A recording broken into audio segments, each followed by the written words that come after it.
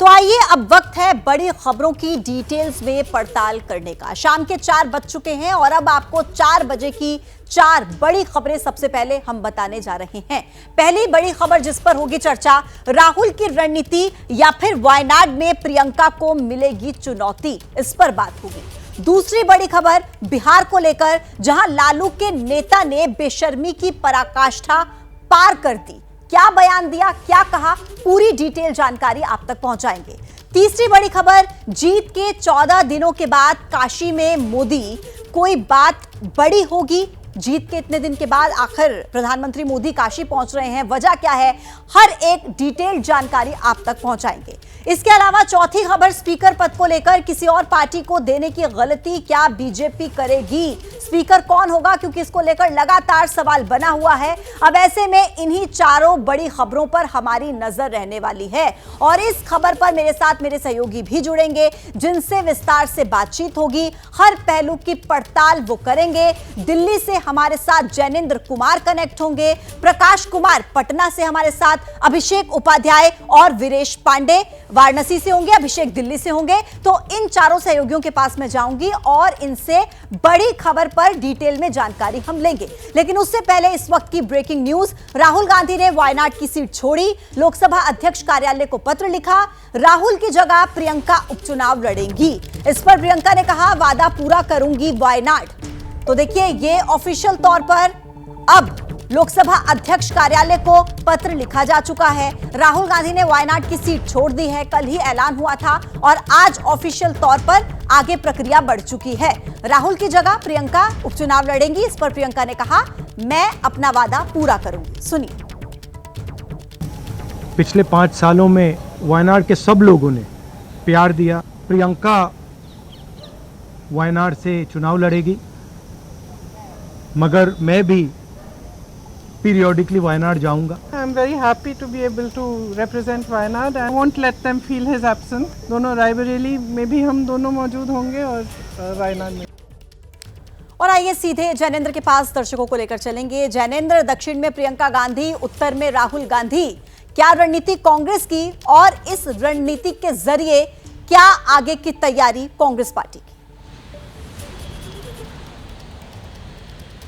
रणनीति साफ है। राहुल गांधी 2 सीटों से जीते, रायबरेली और वायनाड। उन्हें एक सीट छोड़नी थी। ये फैसला मुश्किल था क्योंकि वायनाड ने उन्हें तब जिताया जब वो अपनी परंपरागत सीट अमेठी से हारे थे पिछली बार। इस बार दोनों सीटों से जीते। राहुल गांधी ने रणनीति के तहत रायबरेली की सीट रखी, वो विरासत की सीट है। उनके दादा फिरोज गांधी वहां से जीते, इंदिरा गांधी जीती, सोनिया गांधी जीती और इस बार भी राहुल बड़े मार्जिन से जीते। उत्तर प्रदेश और उत्तर भारत कांग्रेस की पुनर्वापसी के लिए बहुत महत्वपूर्ण है और इसीलिए चूंकि एक वापसी हुई है, यूपी में राहुल की भी बड़ी जीत हुई है, रायबरेली उन्होंने रखा। वायनाड जिसे छोड़ना था, वहां अपनी जगह उन्होंने अपनी बहन प्रियंका गांधी को उतारा है ताकि वायनाड के लोग ये ना महसूस करें कि राहुल जो है वो पहला मौका मिलते ही वायनाड छोड़कर निकल गए। इसलिए प्रियंका गांधी की चुनावी पारी वायनाड से शुरू होने जा रही है, इस रूप में उसको पेश किया जा रहा है। ठीक है जैनेंद्र, लेकिन इसी के साथ साथ बहुत बड़ी चुनौतियां भी हैं प्रियंका गांधी के सामने। अब वो क्या चुनौतियां रहने वाली हैं जब वो वायनाड से उपचुनाव लड़ेंगी? तो पहली चुनौती जो उनके सामने होगी वो होगा टारगेट। क्या क्या चुनौतियां? पहली चुनौती तो ये उनका सियासी डेब्यू है, तो ऐसे में दक्षिण में कांग्रेस की जीत को बरकरार रखना ये टारगेट है और ये एक बड़ी चुनौती, बड़ा चैलेंज प्रियंका गांधी के सामने होगा। दूसरी चुनौती भाई की विरासत और जिम्मेदारी क्या है? जनता का भरोसा जीतना। राहुल गांधी बड़े मार्जिन से यहां से जीते हैं। तीसरी चुनौती है इंडिया गठबंधन और नजर रहेगी वाम मोर्चा से प्रियंका के सामने कौन होगा। इसके अलावा देखिए, चौथी चुनौती मजबूत विपक्ष, भरोसा संसद में भाई राहुल के साथ आवाज को बुलंद करना। तो क्या रहा आसान होगी? पांचवी चुनौती है 2026 का चुनाव और उम्मीद केरल में जमीन को मजबूत करना। इसके अलावा देखिए, छठी चुनौती सक्रिय राजनीति और जोर रहेगा कार्यकर्ताओं में जान फूंकने का, उनमें जोश भरने का। तो ये तमाम चुनौतियां प्रियंका गांधी के सामने। लेकिन अभिषेक, आपके पास आते हुए, इन तमाम चुनौतियों से प्रियंका गांधी और कांग्रेस पार्टी कैसे निपटेगी? क्या स्ट्रैटेजी बनाई जा रही है? देखिए, सबसे अहम बात है कि प्रियंका गांधी को वायनाड से लड़ाने का जो कांग्रेस का फैसला है, ये कांग्रेस के लिए ज़रूर फायदेमंद साबित होगा, क्योंकि आप देखिए नॉर्थ से लेकर के साउथ तक एक तरह से गांधी परिवार का टच रहेगा। और कांग्रेस का मतलब सीधा सा है, कांग्रेस से आप गांधी परिवार को अलग कर दीजिए तो कांग्रेस का पूरा जो स्वरूप है वो लगता है कि एकदम से पिक्चर से ही गायब है, क्योंकि गांधी परिवार ही कांग्रेस की पहचान रहा है।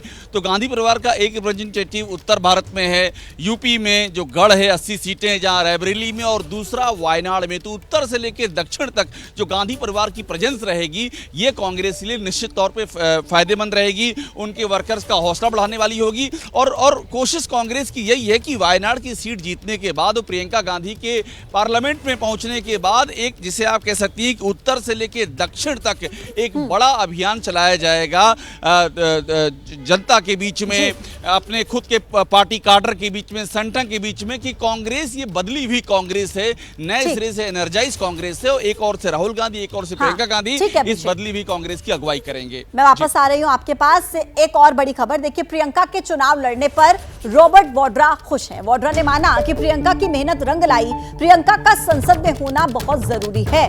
रॉबर्ट ने खुद के भी सक्रिय राजनीति में आने की बात कही है। तो देखिए, रॉबर्ट वाड्रा जो कि प्रियंका गांधी के चुनाव लड़ने पर खुश नजर आए, उन्होंने कहा कि प्रियंका गांधी ने खूब मेहनत की और वो मेहनत रंग लाई, प्रियंका का संसद में होना बहुत जरूरी है। सुनिए। मुझे बहुत खुशी है कि प्रियंका वायनाड से चुनाव लड़ेंगी। राहुल ने बहुत अच्छा सोचा, कांग्रेस पार्टी ने सही सोचा कि अब ये सही समय है कि प्रियंका सक्रिय राजनीति जैसे संसद में भाग लें, सांसद के रूप में ज़रूर अपना आगे प्रचार करें, काम करें पार्टी के लिए। जब भी किसी ने मेरे से पूछा कि आप कब कदम लेंगे और पार्लियामेंट में या संसद में कब आएंगे, तो मैं हमेशा बोलता था कि पहले मैं चाहूँगा कि प्रियंका भाग लें और वो सांसद बने, उसके बाद मैं ज़रूर आगे बढ़ूँगा। मेरी तो मेहनत जारी रहती है और फिर मैं भी भाग लूँगा।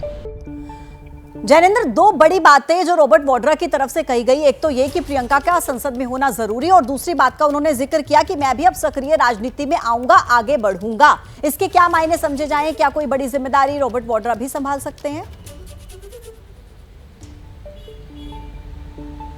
देखिए, रॉबर्ट वाड्रा की खासियत यह है कि वो जो सोचते हैं, जो उनके दिल में होता है, वो खुल करके बोलते हैं। वो बिजनेसमैन है और उसके साथ में समाज सेवी भी हैं। पहली बार नहीं, वो काफ़ी समय से वो कई बार ये इच्छा जता चुके हैं कि वो चाहते हैं कि वो लोगों का प्रतिनिधित्व संसद में करें, लेकिन उन्हें अब तक मौका नहीं मिला है। वो पहले भी कहते रहे कि पहले प्रियंका संसद जाएंगी, इसके बाद वो उनकी बारी आएगी। और अब चूंकि प्रियंका गांधी का संसद पहुंचना एक औपचारिकता है, वायनाड से जीतने में उन्हें बहुत मुश्किल नहीं होगी। एक बार फिर जब हमने उनसे पूछा कि आप कब पहुंचेंगे, उन्होंने कहा कि शायद अगले चुनाव में मैं भाग लूंगा। तो इसके पीछे कांग्रेस की कोई खास रणनीति नहीं है। रॉबर्ट वाड्रा जो महसूस करते हैं, सोचते हैं, जो दिल में होता है वो बोलते हैं, और उनके मन में है कि वो लोगों के काम करते हैं, लोगों से मिलते जुलते हैं। अपने व्यस्त शेड्यूल के बावजूद वो पार्लियामेंट पहुंचे, और वो बात उन्होंने एक बार फिर से दोहराई है। हालांकि कांग्रेस पार्टी के लिए ये थोड़ी असहज स्थिति होती है, क्योंकि वो पहले से परिवारवाद का आरोप लगता है। सोनिया गांधी संसद में, राहुल है, प्रियंका पहुंच रही हैं। ऐसे में रॉबर्ट वाड्रा को कब मौका मिलेगा, ये बड़ा सवाल है। लेकिन रॉबर्ट अपनी तरफ से, लेकिन उनकी तरफ से इच्छा जाहिर की गई है कि हाँ, मैं सक्रिय राजनीति में आऊंगा। जैनेंद्र, आप रहिए मेरे साथ। लेकिन देखिए, ऐसे में एक सवाल ये उठता है कि राजनीति में प्रियंका गांधी वाड्रा अब तक कितनी सफल रही हैं, उनकी तरफ से क्या क्या अभी तक किया गया सक्रिय राजनीति में, उसकी डिटेल जानकारी आपके सामने। देखिए, 2020 में उत्तर प्रदेश में प्रचार की कमान प्रियंका गांधी ने संभाली। 2022 विधानसभा चुनाव के लिए भी प्रियंका गांधी ने खूब मेहनत की थी।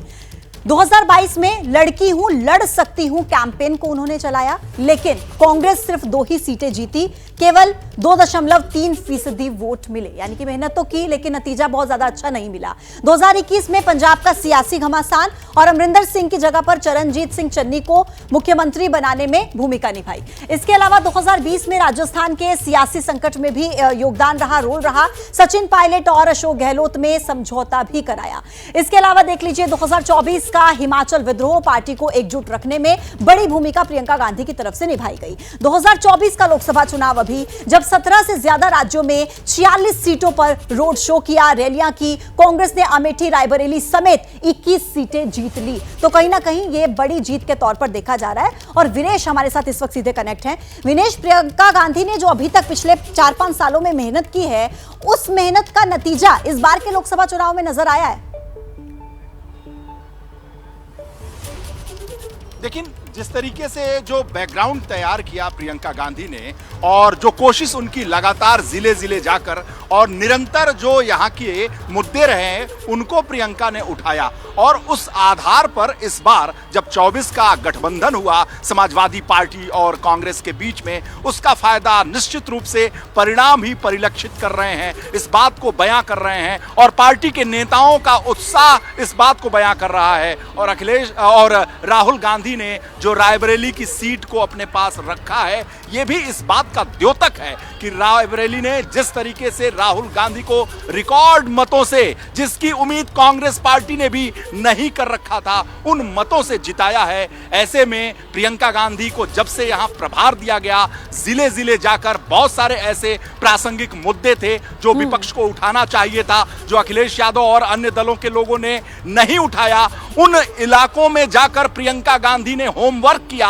और पार्टी के नेताओं को जोड़ने का और पार्टी से और संबद्ध करने का, पार्टी को एक ऑक्सीजन देने का काम प्रियंका गांधी ने किया था। उसका फायदा निश्चित रूप से इस चुनाव में मिला है। और पार्टी खड़ी हुई है। जब वायनाड में वो उपचुनाव लड़ेंगी तो क्या उसका एक बेनिफिट उनके सामने आता है या फिर नहीं आता? अब देखिए, राहुल के वायनाड छोड़ने पर बीजेपी हमलावर है। राहुल पहले अमेठी से भागे, अब वो वायनाड से भागे, ऐसा कहना है बीजेपी का। बीजेपी बोले कि कांग्रेस का मंत्र सिर्फ परिवारवाद, कांग्रेस में कुछ और दिखता नहीं, तरुण चुग ने कहा। और कांग्रेस ने पद की गरिमा को ताक पर रखा, तरुण चुग का ये बयान। तो राहुल गांधी को लेकर कहा कि पहले अमेठी से भागे और अब वायनाड से वो भाग गए, और साथ ही साथ परिवारवाद को लेकर एक बार फिर से आरोप कांग्रेस पार्टी पर लगाए गए। कांग्रेस पार्टी का मंत्र है परिवारवाद और परिक्रमावाद। जिसके पीछे गांधी नेहरू नाम नहीं लगा, उसका सम्मान कांग्रेस में नहीं है। पहले अमेठी से भागे, अब वायनाड से भागे हैं। जैनेंद्र, परिवारवाद का आरोप जो अक्सर बीजेपी कांग्रेस पार्टी पर लगाती है, लेकिन इस बार क्या वायनाड से उपचुनाव कराने को लेकर कोई और विकल्प कांग्रेस के पास था? क्योंकि मुझे नहीं लगता कि कांग्रेस चाहेगी कि वायनाड की सीट उनके हाथ से जाए, और यही वजह कि उन्होंने प्रियंका गांधी को सेफ साइड के रूप में वहां पर उतारा, क्योंकि वो वहां से राहुल गांधी अच्छे खासे मार्जिन से पहले जीते हैं। बिल्कुल बिल्कुल, वायनाड सीट बहुत अहम है कांग्रेस के लिए, और बल्कि केरल की अहमियत इसलिए है कि वहां हर 5 साल पर सरकार बदलती रही, लेकिन पिछली बार ऐसा नहीं हुआ और लेफ्ट की जो सरकार है वो रिपीट कर गई, तब भी जबकि राहुल गांधी सांसद थे। ऐसे में जाहिर सी बात है कि वायनाड को लेकर कोई कॉम्प्रोमाइज कांग्रेस नहीं करेगी, क्योंकि कुछ सालों बाद एक बार फिर केरल में विधानसभा के चुनाव आने हैं। लेकिन देखिए, चूंकि वायनाड को राहुल गांधी अपनी जो जगह है उसको भरने के लिए प्रियंका से बेहतर उनके पास कोई विकल्प नहीं था। अगर प्रियंका तैयार नहीं होती तो फिर त्रिशूर सीट से जो कांग्रेस के उम्मीदवार हारे, संभवतः उन्हें वायनाड से लड़ाया जा सकता था। प्रियंका गांधी को मनाया गया बाकायदा, वो नहीं इस बार उपचुनाव लड़ना चाहती थी, लेकिन चूंकि वायनाड के सेंटिमेंट के मद्देनजर प्रियंका को मनाया गया, और शायद उनसे बेहतर कोई चेहरा फिलहाल कांग्रेस में हो नहीं सकता जो राहुल गांधी की जगह भरे। लेकिन, तो इसी वजह से ये जो परिवारवाद का आरोप जैनेंद्र लग रहा है ना, जिसका आप और हम जिक्र कर रहे हैं कि कोई और चेहरा हो सकता है कि कांग्रेस को नहीं लग रहा होगा कि उनके सामने हो सकता है, लेकिन अब इस परिवारवाद के आरोप पर कांग्रेस ने भी पलटवार किया है। सिंधिया, जितिन जैसे नेताओं को बाहर करे, बीजेपी ने परिवारों से ही मंत्री बनाए हैं। वायनाड पर फैसला निष्ठा का उदाहरण है। लोग राहुल की तरह प्रियंका को पसंद करते हैं। तो देखिए, ये तुरंत पलटवार कांग्रेस की तरफ से बीजेपी के परिवारवाद के आरोप का। परिवारवाद की बात कर रहे हैं, आपके कैबिनेट में कितने परिवारवादी हैं बताइए ना। आप विजय राजे सिंधिया जी के वक्त से शुरू कीजिए, कितने उनके परिवार के कितने सदस्य संसद में थे या राजनीति में थे? Wait and see. Wait and see. The people of Wayanad will give a befitting reply of all these allegations. Jainendra, फॉरन रिएक्शन पवन खेड़ा का, और परिवारवाद को लेकर वो कह रहे हैं कि आप सिंधिया, जितिन जैसे नेताओं को बाहर कीजिए ना। देखिए, परिवारवाद के आरोप से नहीं बच सकती कांग्रेस। ये बात ठीक है कि प्रियंका से बेहतर कोई उम्मीदवार वायनाड में शायद नहीं होता जो राहुल गांधी की जगह भरे, लेकिन परिवारवाद का आरोप जो है वो वाकई में बहुत बुनियादी आरोप है, क्योंकि जितिन प्रसाद हो या सिंधिया हो, वो अपनी सीट नहीं तय करते, उनका परिवार नहीं तय करता कि वो कौन सी सीट लड़ेंगे। लेकिन यहाँ पर तो जाहिर सी बात है कि परिवार की सीट परिवार के सदस्य के लिए परिवार तय कर रहा है। तो ये आरोप जो है वो बेबुनियाद नहीं है, लेकिन अल्टीमेटली आखिर में जनता को तय करना होता है। ये वायनाड की जनता तय करेगी कि क्या उन्हें प्रियंका गांधी मंजूर है या नहीं है। बीते 2 बार से उन्होंने राहुल गांधी के लिए पूरा प्यार दिया है। बयान लगातार सामने आ रहे हैं जब से इस बात का ऐलान हुआ है कि वायनाड से प्रियंका उपचुनाव लड़ेंगी। अब आचार्य प्रमोद कृष्णम ने भी एक बड़ा बयान दिया। उन्होंने कहा कि उपचुनाव में प्रियंका को टिकट दिया और प्रियंका का कद छोटा करने की कोशिश की। प्रियंका कांग्रेस में सबसे लोकप्रिय चेहरा है। ये बयान दिया गया आचार्य प्रमोद कृष्णम की तरफ से। उन्होंने कहा कि उपचुनाव में टिकट देना प्रियंका का कद छोटा करने की कोशिश है। सुनिए। उन्हें तो कांग्रेस का अध्यक्ष बनाना चाहिए था, उन्हें कांग्रेस की कमान सौंपनी चाहिए। बाई इलेक्शन में, उपचुनाव में लोकसभा का टिकट दे करके तो प्रियंका गांधी का कद और छोटा करने की कोशिश हो रही है। अभिषेक, क्या वाकई ऐसा है जो आचार्य प्रमोद कृष्णम कह रहे हैं कि उपचुनाव में टिकट देना मतलब प्रियंका का कद छोटा करना? वो तो अध्यक्ष की भूमिका में होनी चाहिए थी कांग्रेस की। ऐसा है क्या? पूजा, देखिए ये एक नैरेटिव है और ये नैरेटिव आचार्य प्रमोद कृष्णन भी कह रहे हैं। बीजेपी की ओर से भी आरोप लगाया जाता रहा है कि राहुल गांधी और प्रियंका गांधी के बीच में सब कुछ ठीक नहीं है। आपको भारत जोड़ो यात्रा याद होगी, जिसमें कि लंबे समय तक ये था कि प्रियंका गांधी शामिल क्यों नहीं हो रही है। हालांकि बाद में प्रियंका गांधी दिखाई पड़ी, लेकिन ये आरोप लंबे समय तक चला। तो ये एक पुराना नैरेटिव है, लेकिन जमीन पर अगर आप इससे कहें तो प्रियंका गांधी और राहुल गांधी के बीच में मतभेद है, प्रियंका का कद छोटा किया जा रहा है, इसका बहुत ज्यादा असर नहीं दिखाई पड़ता है। हाँ, इतना जरूर है कि अगर प्रियंका गांधी आती हैं पार्लियामेंट में तो बीजेपी जरूर चाहेगी कि वो आए। फिर क्या होगा कि सोनिया गांधी, राहुल गांधी, प्रियंका गांधी, 3 गांधी होंगे पार्लियामेंट में। तो परिवारवाद का इशू है वो पार्लियामेंट में बहुत ही अच्छे से बीजेपी स्टैब्लिश कर सकेगी। इसलिए मुझे लगता है कि बीजेपी इस बात को इनडायरेक्टली ये चाहेगी कि प्रियंका गांधी आसानी से आ जाए पार्लियामेंट में, ताकि ये नैरेटिव बिल्डिंग जो है ये और अच्छे से की जा सके। ठीक है, आप मेरे साथ बने रहिए। न्यूज देख रहे हैं आप। बड़ी खबर, आरजेडी विधायक भाई वीरेंद्र ने विवादित बयान दिया। मुजफ्फरपुर में रेप कांड पर एक बेतुका बयान। कहा कि यह हमेशा होता रहेगा। कुछ नेता गलत कामों में लिप्त हैं, ऐसे नेता सांसद और मंत्री बन जाते हैं। ये बेतुका बयान भाई वीरेंद्र की तरफ से मुजफ्फरपुर में रेप कांड पर। सुनिए। ये हमेशा होता रहेगा। हमारे यहाँ ऐसे कुछ पॉलिटिकल लोग हैं जो सप्लाई का काम करते हैं और कभी सांसद बन जाते हैं, कभी बिहार का मंत्री बन जाते हैं, कभी कुछ बनते हैं। उनका काम ही है यही सप्लाई करना और लड़कियों के साथ इस तरह का दुर्व्यवहार करना और गलत काम करना। उन्हीं के इशारे पर सब काम होता है। प्रकाश, सवाल मेरा आपसे रहेगा, ये जिस तरीके का बयान, जिस तरीके के शब्दों का इस्तेमाल भाई वीरेंद्र की तरफ से किया गया कि सप्लाई होता है, ऐसे मंत्री बन जाते हैं, सांसद बन जाते हैं, क्या आरजेडी में ऐसे सांसद बनते हैं क्या? और इस तरीके के शब्दों का इस्तेमाल करना, मर्यादा को तोड़ना, ये किस तरीके की भाषा है? देखिए, ये तो तय है कि भाषा की मर्यादा जो है वो कब का टूट चुकी है। आप देखेंगे जब सरकार में तेजस्वी यादव रहते हैं तब, और जब सरकार से बाहर यानी नीतीश के साथ जब सरकार में रहते हैं तब उनकी बोली, उनके नेताओं की, उनके प्रवक्ताओं की, और जैसे ही सरकार से निकलते हैं तो फिर उनकी बोली बदल जाती है और मर्यादाएं टूटने लगती हैं। तो जाहिर है कि उसी की कड़ी में ये भी आगे आया है। भाई वीरेंद्र इसके पहले भी कई विवादित बयान देते रहे हैं। इसका मकसद स्पष्ट होता है कि सरकार के ऊपर आक्रमण करना, लेकिन सरकार पर प्रहार करने से पहले शब्दों का चयन या फिर मर्यादा, दोनों का ध्यान रखना होता है। हालांकि भाई वीरेंद्र ने किसी का नाम नहीं लिया, पर इशारों में वो जेडीयू और बीजेपी के नेताओं पर वो कह रहे थे। लेकिन ये इतना ही काफ़ी नहीं है। आने वाले समय में आप देखेंगे कि बिहार विधानसभा चुनाव से ठीक पहले इस तरह के और भी बयान आएंगे जिसका असर देखने को मिलेगा। जी। और प्रकाश जी, इस तरीके की भाषा का इस्तेमाल करना, बयान देना, वाकई ये किस तरीके की राजनीति है? एक बड़ा सवाल उठता है। मैं लौटूंगी आपके पास। अब देखिए, जेडीयू एमपी देवेश चंद्र ठाकुर के खिलाफ प्रदर्शन, यादव और मुस्लिम वाले बयान पर घमासान मचा हुआ है। आरजेडी ने नारेबाजी की, इस्तीफा मांगा। मनोज झा ने तो ये पूछा कि लोकतंत्र की मर्यादा कहां गई? सीएम नीतीश कुछ नहीं बोले, मैं तो हैरान हूं। मनोज झा का ये बयान। दरअसल यादव और मुस्लिम वाले बयान पर घमासान मचा हुआ है। जेडीयू एमपी देवेश चंद्र ठाकुर के खिलाफ प्रदर्शन किया जा रहा है। ये कौन सी जुबान है? ये कौन सी सोच है? मुझे तो आश्चर्य है कि नीतीश जी की तरफ से कोई प्रतिक्रिया क्यों नहीं आई। ये लोकतंत्र का ऐसा क्षण है जिसमें हर व्यक्ति को, हर सांसद को अंतरावलोकन करना चाहिए। प्रकाश, इस तरीके से जाति सूचक शब्दों का इस्तेमाल किया जाता है खुले मंच पर, जिसको लेकर अब प्रदर्शन भी हो रहा है, और किस तरीके का माहौल ये बिहार में बनता हुआ नजर आ रहा है? प्रकाश, देखिए, देवेश चंद्र ठाकुर ने जो बयान दिया है वो उनकी पीड़ा थी, उनकी व्यथा थी, जिसका उन्होंने प्रकटीकरण किया है। ऐसा कहना है बीजेपी के नेताओं का और जेडीयू के नेताओं का। कुछ नेताओं का दबी जुबान से ही सही, लेकिन समर्थन भी मिला है, क्योंकि बिहार की राजनीति की कटु सच्चाई भी यही है कि मुस्लिम यादव यानी MY समीकरण पूरी तरह से महागठबंधन के साथ है। तो ऐसे में इसका फायदा या नुकसान दोनों को ही देखा जाता है, दोनों को तौला जाता है तराजू पर, और जिसमें जहां फायदा ज़्यादा दिखता है उस प्रकरण को ज़्यादा उभार दिया जाता है। तो आप देखेंगे कि जो महागठबंधन के नेता हैं वो न सिर्फ बयान दे रहे हैं इसके खिलाफ में, बल्कि कांग्रेस के नेता हैं उन्होंने तो बाकायदा नोटिस भी थमा दिया है। तो ये भी देखना होगा कि ये प्रकरण जो है क्या यही थम जाता है या फिर आगे भी ज्यादा बढ़ता है। प्रकाश, आप रहिए मेरे साथ, वीरेश, अभिषेक और जैनेंद्र, आप तीनों भी मेरे साथ बने रहिए। और आइए बड़ी खबर आपको दे बिहार से, जहां बिहार के अररिया में निर्माणाधीन पुल गिर गया है। 12 करोड़ की लागत से ये पुल बन रहा था, नदी में समा गया।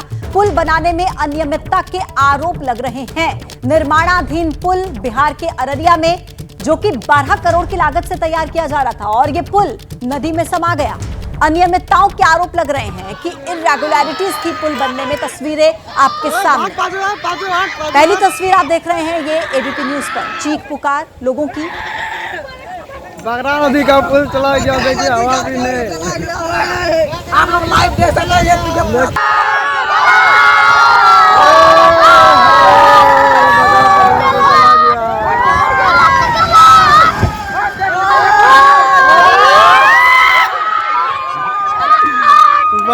चला गया पुल।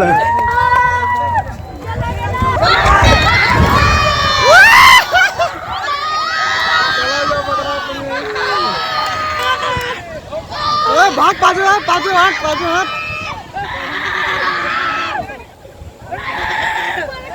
बगरा नदी का पुल चला गया, देखिए हवा भी नहीं। आप लोग लाइव देख सकते हैं।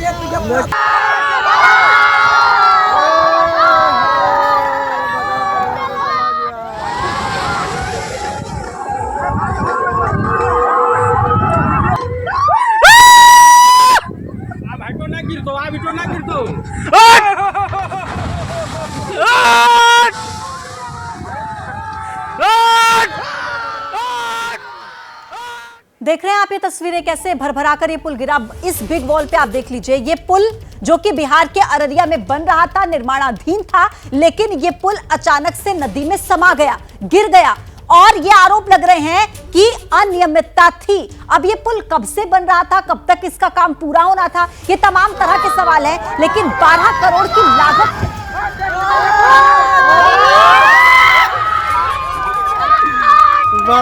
चला गया पुल।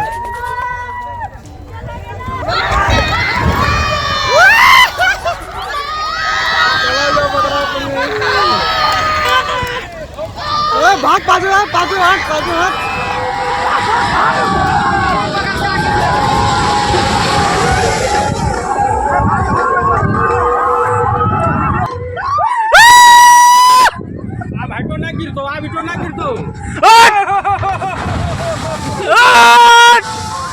की तस्वीर जहां पर ये पुल बन रहा था, अचानक से ये पुल गिर जाता है, नदी में समा जाता है, और किस तरीके से इसका हिस्सा आपको टूटता हुआ नजर आप इन तस्वीरों में देख रहे हैं। पहली तस्वीर, एक्सक्लूसिव तस्वीर ABP न्यूज आप तक पहुंचा रहा है। 12 करोड़ की लागत से ये पुल बनने वाला था। प्रकाश, ये बताइए कि पुल कब से बन रहा था, कब तक बनकर तैयार होना था, क्योंकि कहा जा रहा है कि अनियमितता थी इसको बनाने में। देखिए, ये इस साल की तीसरी बड़ी घटना है जिसमें इस तरह से पुल भरभरा कर गिर पड़ा है। ये जो मामला है वो अररिया ज़िले के बकरा नदी है, वहाँ का मामला है, और पड़रिया पुल के नाम से ये फेमस था। इस पुल को बनाने में बहुत कोशिश की जा रही थी, वहाँ के स्थानीय सांसद, विधायक, सभी लोग कई सालों से लगे हुए थे, तब जाकर ये पुल बन रहा था और लगभग तैयार ही होने वाला था कि उसके पहले ये 3 जो पाया है उसके बीच के जो पुल थे वो स्पैन जो है वो गिर पड़ा है। किस तरह से गिर रहा है। ये तस्वीरें, ये जो वीडियो है, ये काफ़ी है ये बताने के लिए कि इसमें कहीं ना कहीं अनियमितता थी। क्या ये भ्रष्टाचार का कि बलि चढ़ गया ये बकरा नदी पर बनने वाला पुल, या क्या है, ये तो जांच के बाद पता चलेगा। लेकिन ये तय है कि इस पुल में जिस तरह से गिरा है उससे ये सवाल खड़े हो रहे हैं और आसपास के लोग जिस तरह से चिल्ला रहे हैं, चीख पुकार मच रही है। इससे ये पता था कि पहले से ही लोगों को अंदेशा था कि यहाँ कुछ गड़बड़ी हो रही है।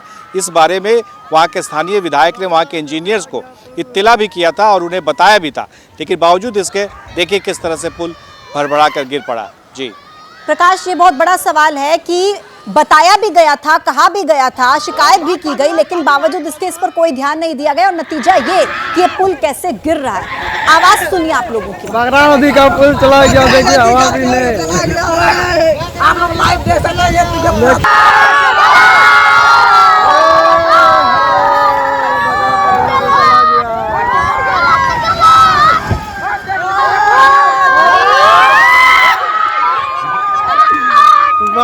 चला गया पुल।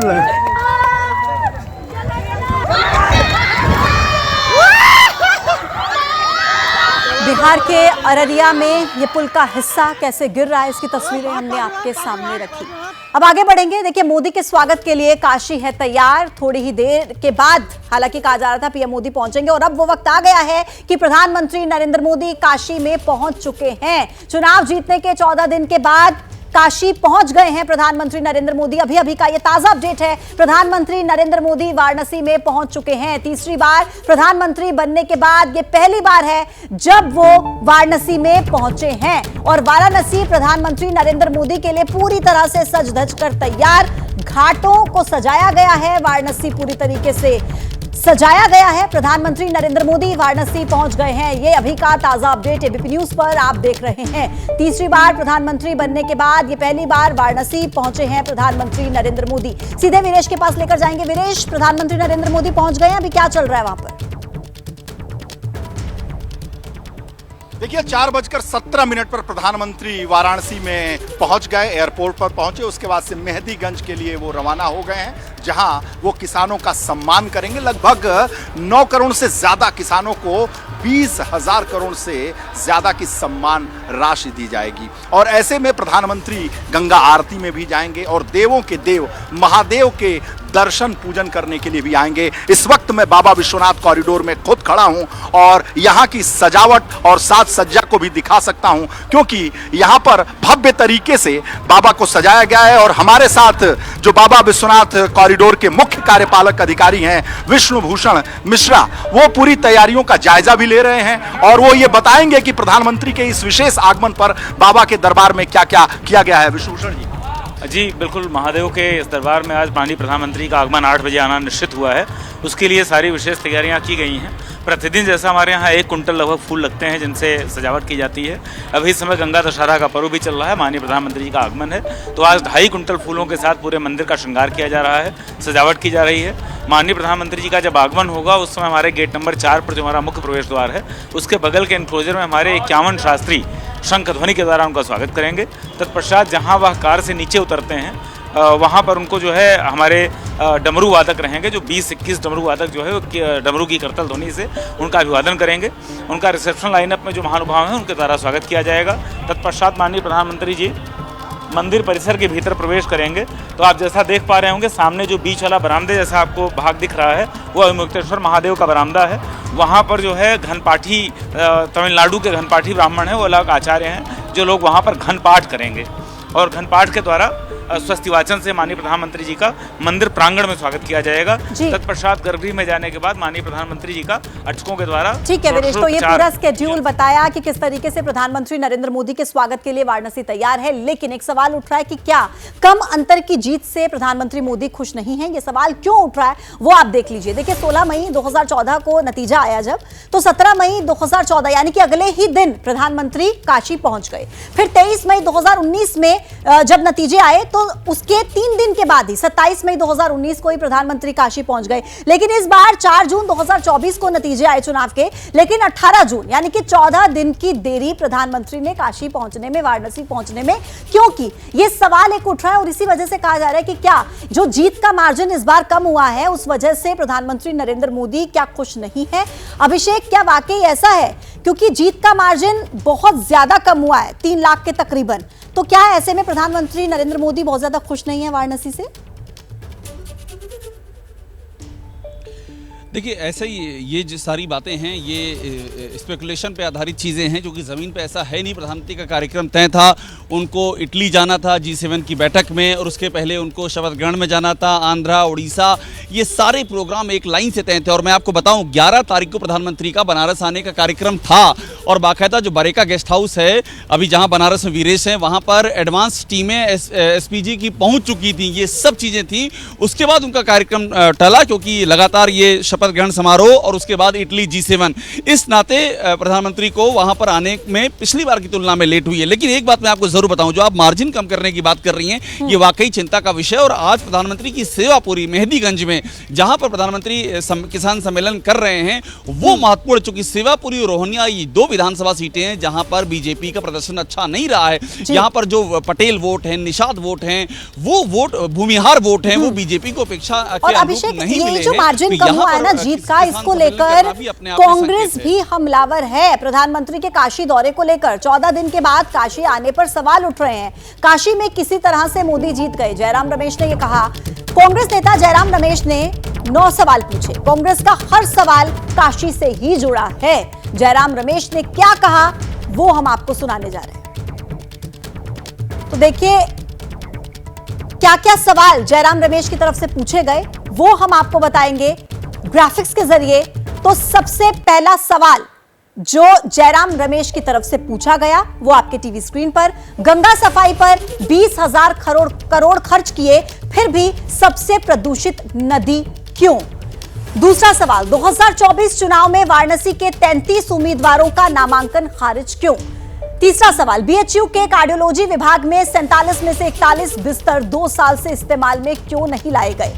चौथा सवाल जो जयराम रमेश ने पूछा, BHU में यौन शोषण के मामले में बीजेपी के IT सेल के सदस्यों पर एक्शन कब होगा? वाराणसी पोर्ट क्यों फेल हुआ? अब इसे अडानी को क्यों बेचा जा रहा है? इसके अलावा छठा सवाल, प्रधानमंत्री वाराणसी में एक स्कूल या फिर नया स्कूल या अस्पताल खोलने में क्यों विफल रहे, क्यों नहीं खोल पाए? सातवां सवाल, वाराणसी में मैला ढोने के कारण 25 लोगों की जान आखिर क्यों गई? आठवां सवाल, वाराणसी के उन गांवों को उनके हाल पर क्यों छोड़ दिया जिन्हें गोद लिया था? नौवां सवाल, वाराणसी में महात्मा गांधी की विरासत को नष्ट करने पर क्यों तुले हुए हैं? ये 9 सवाल, कठिन सवाल, कड़े सवाल जयराम रमेश की तरफ से पूछे गए। जैनेंद्र, वाराणसी को लेकर जो तरह तरह के सवाल विपक्ष की तरफ से उठाए जा रहे हैं, उनमें से 9 सवाल जो अंडरलाइन करते हैं जयराम रमेश और इन्हीं का हवाला देते हैं कि यही वजह रही जीत का मार्जिन इतना कम रहा और जैसे तैसे जीत गए नरेंद्र मोदी यहां से। बिल्कुल बिल्कुल, देखिए जयराम रमेश एक सजग विपक्ष की अपनी भूमिका निभा रहे हैं। प्रधानमंत्री जीत के बाद, तीसरी जीत के बाद बनारस पहुंचे हैं, लेकिन पिछली 2 बार के मुकाबले दिख रहा है कि जलवा थोड़ा कम हुआ है। न सिर्फ देश में सीटें कम हुई हैं, बल्कि बनारस में जीत का अंतर जो है वो काफी कम हो गया। 14 में 4.25 लाख, 19 में 4.25 लाख और इस बार 1.5 लाख। तो यही वजह है कि विपक्ष को एक मौका मिल गया है सरकार को घेरने का, सरकार को कमजोर बताने का और प्रधानमंत्री की लोकप्रियता पर प्रश्न उठाने का। और यही काम जयराम रमेश कर रहे हैं। उन्होंने 9 सवाल पूछे हैं बनारस दौरे पर से पहले, और वो सारे सवाल बनारस से जुड़े हुए हैं। देखिए विपक्ष पहले भी ये सवाल उठाता था, लेकिन जीत इतनी धमाकेदार होती थी बीजेपी की या खुद प्रधानमंत्री बनारस में एक तरफा जीतते थे कि उसकी तरफ ध्यान नहीं जाता था। अब चूंकि इस बार माहौल थोड़ा बदला है, अब इन सवालों को गंभीरता से लिया जा रहा है और तमाम बनारस को लेकर के, चाहे गंगा की सफाई का मसला हो या BHU का मसला हो, तमाम सवाल विपक्ष की तरफ से उठाए जा रहे हैं। ठीक है जयेंद्र, मैं लौटूंगी आपके पास। अब देखिए, मोदी के काशी दौरे से पहले राहुल गांधी ने भी अटैक किया है। सरकार के टिकने पर राहुल गांधी को संदेह है। मोदी की विचारधारा और छवि नष्ट हुई है। राहुल गांधी ने कहा, बीजेपी का बुनियादी ढांचा चरमरा गया है, सरकार को टिकने के लिए संघर्ष करना होगा। राहुल गांधी का यह बयान, वीरेश क्या समझा जाए राहुल गांधी के इस बयान से जो कह रहे हैं कि अब उन्हें सरकार को टिकाने के लिए बहुत ज्यादा संघर्ष करना होगा? संदेह है राहुल गांधी को। देखिए, जिस तरीके से राहुल गांधी अटैक कर रहे हैं जब से परिणाम निकला है, न केवल राहुल गांधी, जयराम रमेश हो, सुप्रिया श्रीनेत हो, पार्टी का कोई नेता हो, अगर हम बनारस में बात करें तो अजय राय की अभी मुझसे बात हुई, अरे अब तो हम ठीक कर देंगे, 27 भी हमारा, 29 भी हमारा। तो ये उत्साह करें, अति उत्साह कहें, विश्वास कहें, आत्मविश्वास कहें, इसे ओवर कॉन्फिडेंस कहें, क्या कहें, लेकिन अब तो है और झेलना तो पड़ रहा है भारतीय जनता पार्टी को, और नरेंद्र मोदी प्रधानमंत्री को भी सुनना पड़ रहा है, क्योंकि परिणाम ऐसे आए हैं। और कहते हैं ना कि जब परिणाम होता है उस पर बातें होती हैं। इससे इनकार नहीं किया जा सकता कि बनारस में प्रधानमंत्री को मत कम मिले हैं 14 और 19 से। इस बार इससे इनकार नहीं किया जा सकता कि यूपी में सीटें कम हुई हैं। इससे इनकार नहीं किया जा सकता कि भारतीय जनता पार्टी बैकफुट पर आई है। इससे भी इनकार नहीं किया जा सकता कि भारतीय जनता पार्टी को जीत का अंतर कम हुआ है। एक सवाल ये भी बनता है वीरेश कि ये जो जीत का अंतर जिसका हम बार बार जिक्र कर रहे हैं, क्या इस जीत के मार्जिन को लेकर भी कुछ मंथन होगा, बीजेपी करती हुई नजर आएगी वाराणसी को लेकर? देखिए, भारतीय जनता पार्टी 365 दिन 24 घंटे मंथन विचार विमर्श करती रही है, और ऐसे में जैसे ही मतदान कम हुआ, अंतर कम हुआ, पार्टी की सीटें कम हुई, उसी सांध्यकाल से भारतीय जनता पार्टी के हाई कमान से लेकर नीचे के कमान तक के कान खड़े हो गए और उनके निरंतर की प्रक्रिया शुरू हो गई है। पार्टी के, भारतीय जनता पार्टी के लखनऊ दफ्तर से लेकर केंद्रीय दीनदयाल उपाध्याय दफ्तर तक भी काम शुरू हो चुका है। ठीक है वीरेश, मैं लौटूंगी आपके पास। यानी कि कुल मिलाकर बीजेपी अंदर खाने इन तमाम चीजों पर समीक्षा कर रही है, मंथन कर रही है। अब देखिए, आज काशी और कल बिहार जाएंगे प्रधानमंत्री नरेंद्र मोदी, और 815 साल के बाद नालंदा यूनिवर्सिटी का पुनर्निर्माण, पीएम मोदी और सीएम नीतीश इसका उद्घाटन करेंगे। 455 एकड़ में यूनिवर्सिटी को फिर से बनाया गया। फिलहाल 17 देश के 400 छात्र इसमें पढ़ाई कर रहे हैं।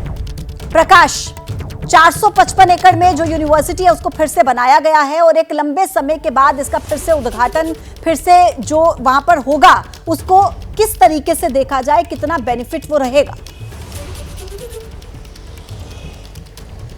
देखिए, एक बात तो तय है कि जब नीतीश कुमार ने इसकी रचना की थी कि यहाँ पर जिस तरह से नालंदा विश्वविद्यालय पहले रहा था, पुरातन रहा था, उसको फिर से रिवाइव किया जाए, तो इसी के मद्देनज़र है कि इसे इंटरनेशनल यूनिवर्सिटी के रूप में स्थापित किया जाए।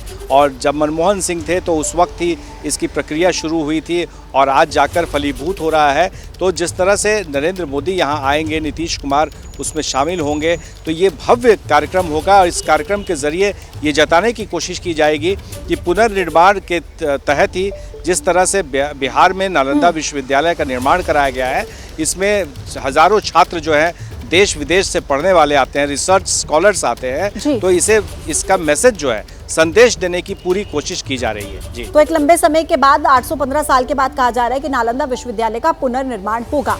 अब आगे बढ़ेंगे, जहां पहले संसद सत्र को लेकर हलचल तेज हो चुकी है। कुछ ही देर में राजनाथ सिंह के घर पर बैठक, और बैठक में एनडीए के नेता शामिल होंगे।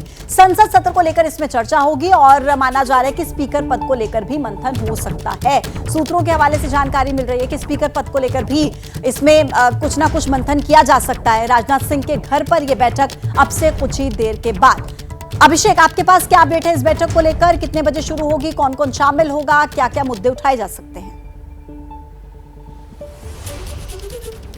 5 बजे का टाइम है। राजनाथ सिंह के घर पे पूजा, और जहां तक आपने कहा कि शामिल कौन होगा, तो एनडीए के अहम घटक शामिल होंगे। बीजेपी की ओर से केंद्रीय गृह मंत्री अमित शाह, रक्षा मंत्री राजनाथ सिंह रहेंगे, और साथ में टीडीपी, जेडीयू की भी रिप्रेजेंटेटिव होंगे। हालांकि राममोहन नायडू के यहाँ हमने क्या बात की थी, वो अपनी कॉन्स्टिट्यूंसी में थे, लेकिन उम्मीद की जा रही कि वो भी पहुँच जाएंगे। टीडीपी की ओर से वो वहाँ पर एक विचार विमर्श में शामिल होंगे। सबसे अहम बात है कि संसद सत्र का तो इशू है, लेकिन सबसे अहम बात स्पीकर को लेकर के, और स्पीकर को लेकर के बड़ी बात ये भी सामने आ रही है कि उड़ीसा और आंध्रा, ये 2 ऐसे जगह हैं जहां से स्पीकर के तौर पर मेंबर्स को जगह दी जा सकती है। उनका नाम चर्चा में, जैसे भर्तृहरि मेहताब का नाम है, इसलिए मैं आपको रोक रही हूं, और आपका बहुत धन्यवाद।